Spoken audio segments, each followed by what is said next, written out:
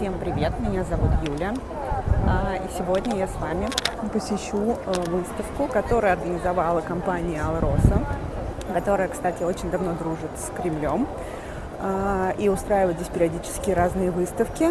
Сегодня мы с вами попадем на их новую выставку, которая запущена в день рождения великого Карла Фаберже.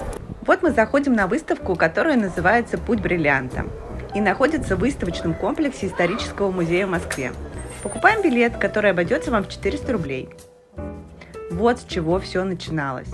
И теперь вы подробнее можете ознакомиться со всеми этапами выхода нашей страны на международный уровень и поддержания лидерства в течение множества лет.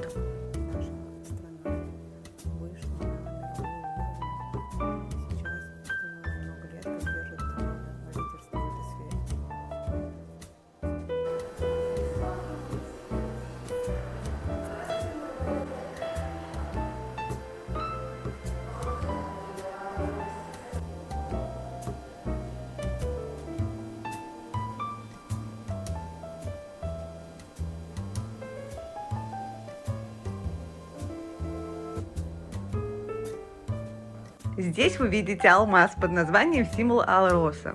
Он добыт на месторождении Алроса, и весом он 4,48 карат. Обратите внимание на его форму. Возле него находится его родственник с другого месторождения, и называется он неваляшка. Тут представлены более крупные неограненные камни, например, ярко-желтый алмаз, вес которого 51,8 карат. Целый зал посвящен отдельным алмазам. К сожалению, телефон не передает красоты этого драгоценного камня. Этот алмаз называется матрешка или погремушка. Он 0,62 карата, и внутри данного алмаза находится пространство, в котором есть еще включение. На данном стенде представлены в основном так называемые медийные алмазы. Это именно те камни, которыми гордится Алроса. Их выставляют довольно часто и называют именами великих людей или знаковых событий. В верхнем ряду 4-й алмаз, к примеру, носит название балерины Светланы Захаровой, и он 58,40 карат. Тут же представлен алмаз Матери России, алмаз, посвященный 25-летию Алроса. Все они разных цветов и размеров, но их объединяет то, что они в мире алмазов считаются крупнейшими находками. Этот коричнево-мандариновый алмаз, который составляет 236,25 карат, носит название Анабар. Тут находится реплика проданного в 2019 году на аукционе розового бриллианта «Призрак розы».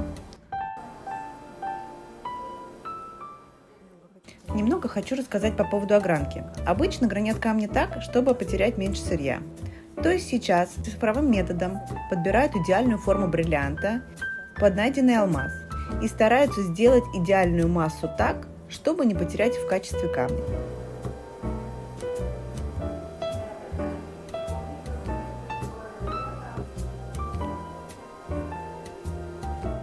Есть отдельный зал, в котором вы сможете посмотреть основные виды огранок и ознакомиться с правилом 4 Си, если вы пока не знаете, о чем я говорю.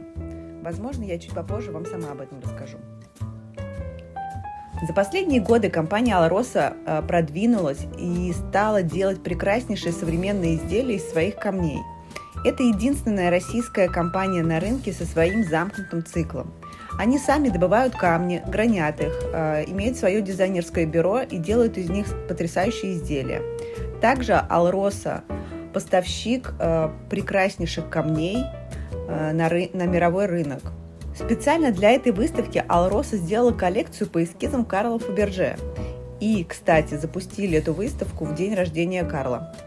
На мой взгляд, это потрясающе, но было бы идеально, если бы они еще повторили коробки, в которых Фаберже привозил свои изделия клиентам, и выставили бы в этих коробках, а не поставили все как в новом магазине. Обычно за таким столом сидит профессиональный ювелир. К сожалению, тут он отсутствует. Тут вы можете увидеть все подручные средства, которые понадобятся мастеру, чтобы сделать любое из тех изделий, которые вы потом будете носить на своих руках, ушах или шее.